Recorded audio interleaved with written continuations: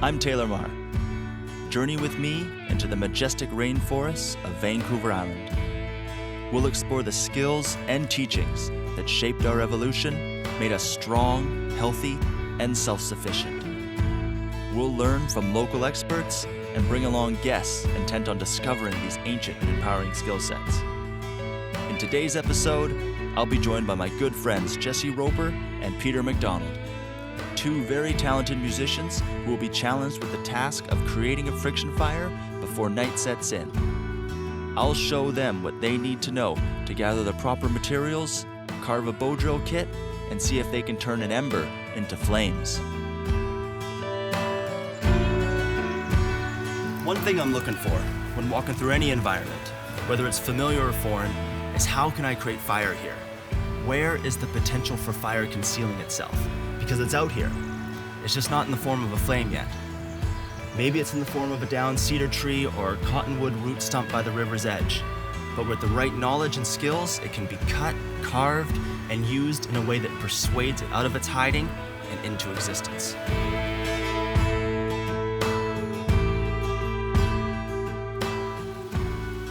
So I'm asking myself, what kind of trees live here? Are they good for friction fire? Where can I find dry tinder? What do I have on me right now that can help facilitate making a friction fire? And what am I going to have to find and create from the land? Today, I have with me a full tang Bushcraft knife and some 550 paracord. I'll still need to source out the appropriate wood to carve the kit and be on the lookout for dry tinder.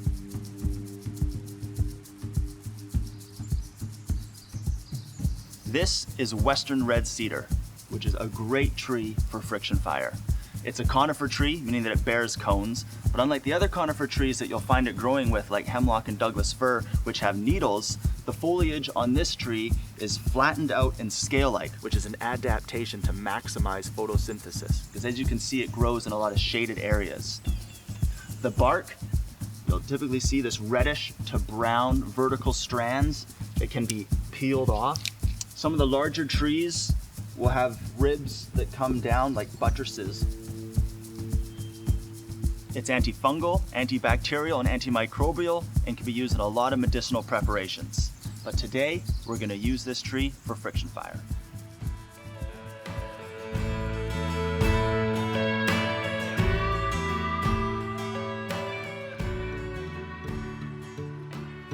The bow drill is the most commonly used friction fire method. It's composed of a spindle, hearthboard, socket, bow, and tinder bundle. The best spindle and hearthboards are made from soft, non-resinous woods like cedar, cottonwood, or elderberry. The ability to press a fingernail into the wood is a good indicator that the wood is suitable. Carving a point like a pencil tip at the top of the spindle minimizes contact surface area with the socket, and carving a dome shape in the bottom maximizes friction with the hearthboard. Hardwoods, like oak and arbutus, work well as the socket, soak in bone and rock.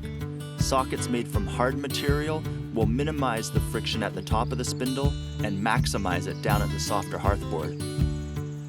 There are many options when it comes to choosing a bow that will work just fine. Ideally, a strong, flexible sapling works quite well to keep tension in the cordage and allows you to wrap your spindle without breaking the bow.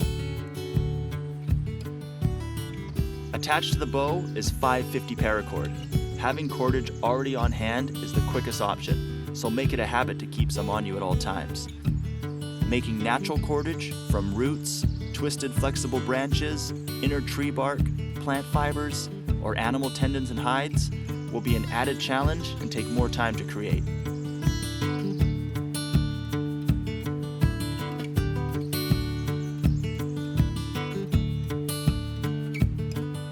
The tinder bundle is made out of dry, shredded, fibrous material.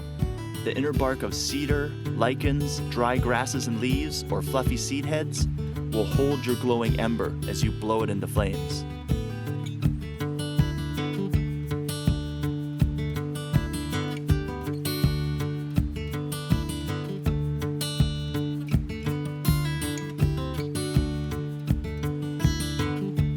For more detailed instructions, head to ragnarokstudios.com or our YouTube page after the show to check out the free 360-degree virtual tutorials.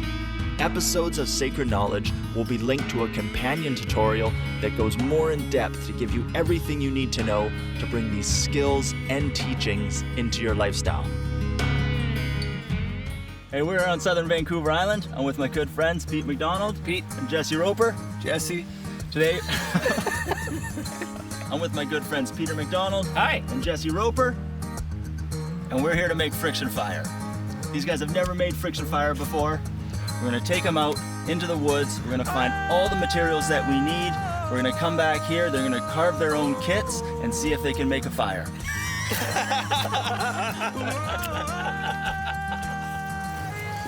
We're here at the high water mark of this river, where a lot of this wood is gathered up, and this is a good spot to look for some dry wood to use for our kits.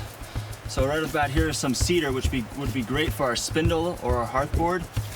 Looking for something that has some fairly straight grain. It doesn't have a lot of knots in it, somewhat dry. And as long as you can see that this hearthboard could be in here, a spindle could definitely fit and be carved out of there. That's a good piece.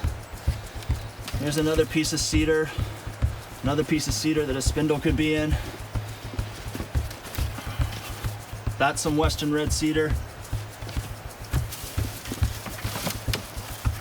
This big block too, it's got a knot over here, but there's some nice straight grain as well. So we can take this and probably get quite a bit out of that too. I think that's enough for our spindles and our hearthboard. Okay, so as we're walking through this landscape, always being aware and looking for anything we might need, coming across this fallen tree here, a strip of western red cedar bark. This is gonna be perfect for our tinder. So we'll pack that up and we'll take that. We're collecting the boughs for our kit right now. This is a soft sapling. Jesse's just cutting away some alder, or you can get a hard stick like this that has a bit of a curve in it. It doesn't have much bend, but that'll still work. That's good, you can rip that off. Let's do it. Okay, let's go. Done. Okay, so here's another way of getting some tinder from the outer bark of cedar. So just take whatever, if you have a knife, an axe, or even a rock, and just kind of scrape down with your hand underneath and collect it. This is nice, dry, and fluffy. Sweet. Put that in there and add that to it. This piece right here should be pretty good for our handhold. It'll be nice and comfortable in the hands. If you just want to saw through it right here, we'll just take this piece back. There we go. So you can see there's a nice tight grain in this branch. It's hard. It'll feel nice in the hand, and we'll get a few pieces out of it as well. So we'll take this back and use it. Here's some hydration you can find in the forest any time of year. These polypore mushrooms sweat out this liquid. Totally good. It even tastes good. Try it out. Okay. It's not bad. It's okay. It's a little spicy though. It is. Yeah. Yeah, that's the toxins. I'd put that in my fried rice. I would too. We've gathered all the materials needed. Let's head to the river to carve our kits and see if these guys can get a fire going to cook our dinner and to keep warm as night sets in. The time it takes to carve your kit will depend on your woodcrafting skills. And although the bowing technique can look easy and become second nature with enough practice, these guys are about to discover the challenges of getting themselves and their kit aligned properly, as well as the physical demand needed to maintain that technique long enough to generate a burning ember. Time's ticking, and something's telling me there's a bit of frustration kicking in.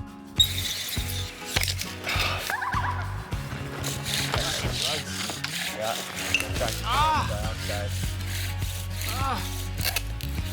Vertical. Almost there.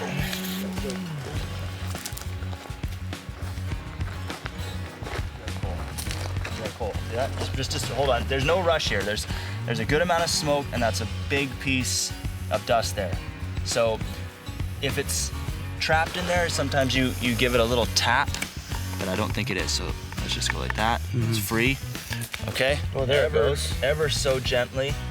Drop it in the center of this. Okay.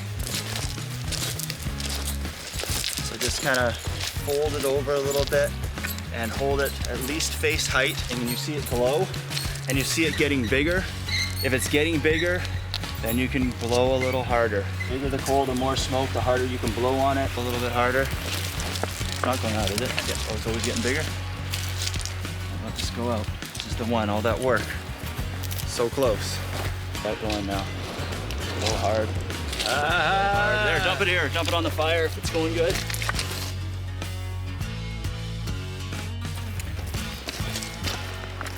Aha, bugs. We said you. Take that. Here we are now at the end of the day, sitting around our friction fire. Energy is neither created or destroyed, it's just transformed. And we took that fire energy that's stored inside that cedar wood that we found here on the land, and we made the necessary cuts and carves and used the knowledge and skills that we learned today to make this friction fire, this pure fire, the way it's been done for thousands of years. Now it's time to cook some food over this fire. This is black-tailed deer. This cut of meat is the backstrap.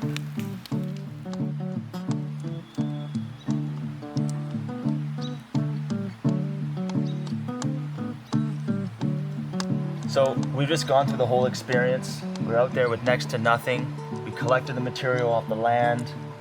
We carved it into our kits. You used your power and strength to create this fire with a technique. Like, how does it feel to go through that experience?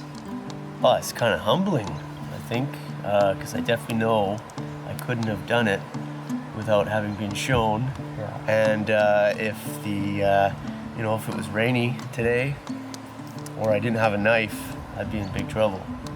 That's why it's really good to have an everyday carry on you. Like, yeah. Things that you always carry. A little folding knife is on you like all the time. So at least, this is not the best bushcraft knife, but at least you have something. How was it for you going through that? It was more difficult than I thought. I mean, it all makes a lot of sense now that I've done it. It's actually physically kind of hard, carving that much and actually going through that whole process. Another thing was just how rewarding it was by the time we actually saw a fire. Yeah, no kidding. Having been the whole day collecting all of the materials, and it was pretty cold and getting darker, and by the time it actually happened, yeah, that was a really cool feeling. You work for that fire, and then doesn't that heat just feel so good? Yeah, absolutely. Even though you're probably like sweating from bowing. The exertion. Yeah. No, it was awesome. Very rewarding. Yeah, thanks for the experience. Yeah.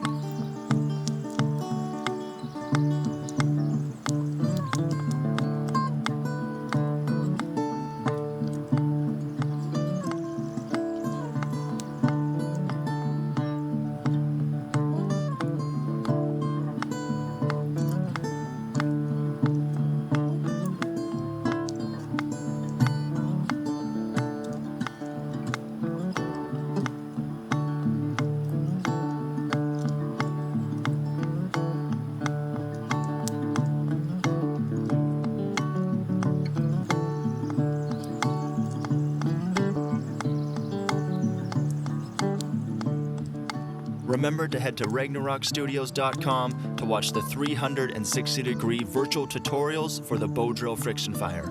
We'll cover sourcing your materials, carving your kit, and the technique to produce an ember.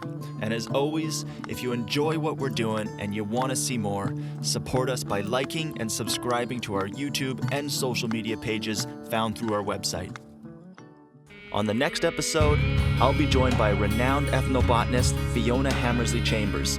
We'll learn about the edible, medicinal, and technological values of the plants around us, as well as how to properly harvest and manage them to increase their abundance. Hey, my name's Taylor. Cut. was about to say something different, and then I was like, no. Okay, action. Hey Taylor, you're walking in the muck. In case I slip and fall. Yeah, that's exactly why. We need it for the cat. Oh, dude, I love it. That's exactly what I wanted. No, yeah.